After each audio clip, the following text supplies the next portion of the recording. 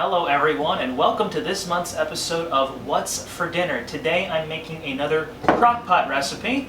I love making crockpot recipes because they're very simple. You just throw everything into a crockpot, put it on for a couple of hours, and then come back and you have your meal. Today's recipe is a crockpot chicken and gravy recipe. This is pretty much just like chicken you can put on toast, you can put in a sandwich, and you can serve it with a bunch of sides like vegetables or potatoes. So what we're going to do first is I have about 2 pounds of chicken breasts right here. I'm going to open these up.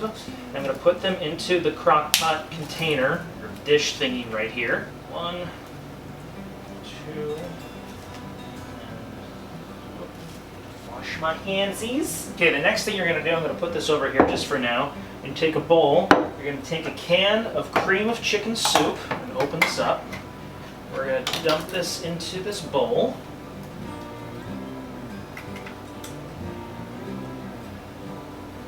Get a spoon here.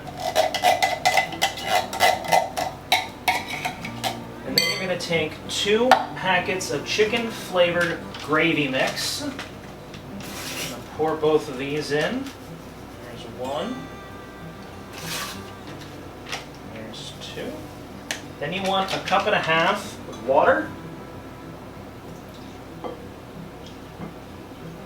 And then some black pepper. And you mix it together. You should actually be using a whisk. Why don't I get a whisk? Alright, now once you've whisked all of these ingredients together, you're going to pour it over the chicken, which I'll do here in a moment. Alright, move the chicken over to here. We're going to dump this on top of the chicken.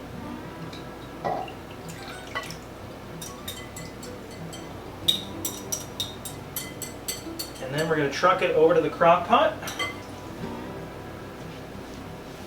Goes inside.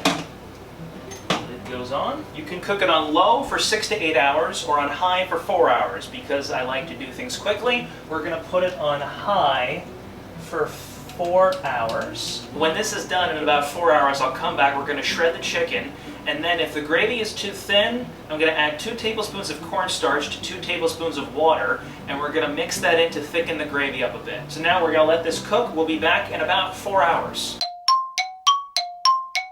Alright, it's been about 4 hours. I'm going to go ahead and look at this in here now. It looks pretty good. It's very hot because it's been cooking for 4 hours. And let's take a look here. Oh, it's not. Oh, this looks very, very good.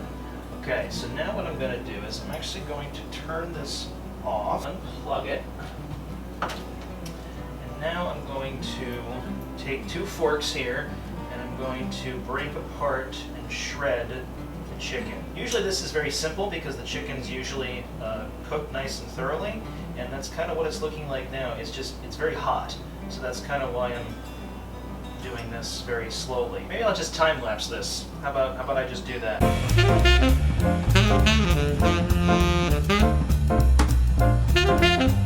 Alright, that looks pretty good. So now, as I said when I put this into the crock pot the first time, if the gravy looked a little too thin, you could thicken it up a bit by adding some cornstarch and some water.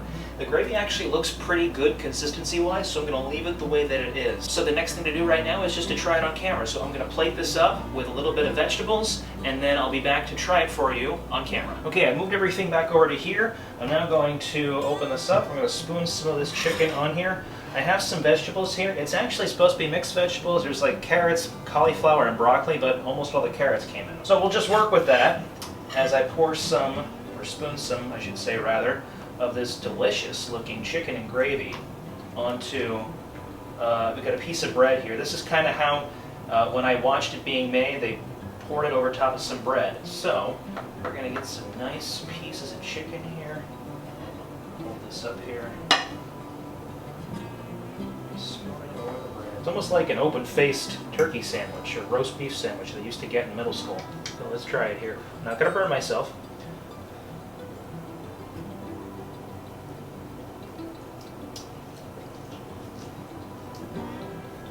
Oh my. It tastes like something you would have at like a holiday meal during the holidays. Maybe not for like Christmas or New Year's, but it definitely has that holiday vibe feeling when you eat it. Well, thank you all for watching this episode of What's for Dinner. If you have any recipes that you would like me to make on camera, leave leave them below in comments, and I'll check them out. Until next time, take care, God bless, and I'll see you all later. What if you would put cheese on this, if it would taste any better? I mean, it's good just like this, but...